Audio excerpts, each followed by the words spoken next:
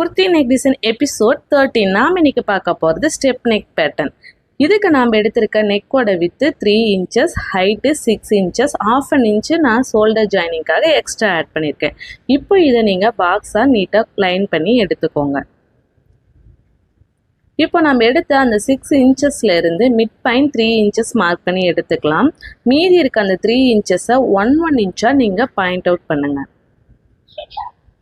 இப்போ வீடியோவில் காட்டின மாதிரி பண்ணதுக்கப்புறம் ஃபஸ்ட்டு நம்ம எடுத்த 1 inchலேருந்து 1.5 inches, செகண்ட் மார்க் பண்ண இடத்துல இருந்து 2 inches, அதுக்கப்புறம் 2.5 inches, half inch நம்ம இன்க்ரீஸ் பண்ணிகிட்டே வந்தீங்கன்னா நமக்கு அழகாக அந்த ஸ்டெப் பேட்டர்ன் ஈஸியாக கிடச்சிடும்.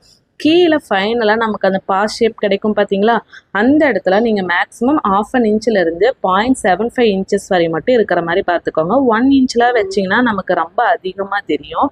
ஸோ இப்போ நான் ஃபஸ்ட்டு இந்த மாதிரி ஹரிசாண்டலாக ஒரு லைனை போட்டு எடுத்துக்கோங்க. அதுக்கப்புறமா வெர்டிக்கல் லைன் போட்டு எடுத்துக்கலாம். இப்போ நீங்கள் பேட்டர்னாக பார்க்கும்போதே தெரியும் நமக்கு அழகாக அந்த ஸ்டெப் பேட்டர்ன் கிடச்சிரும்.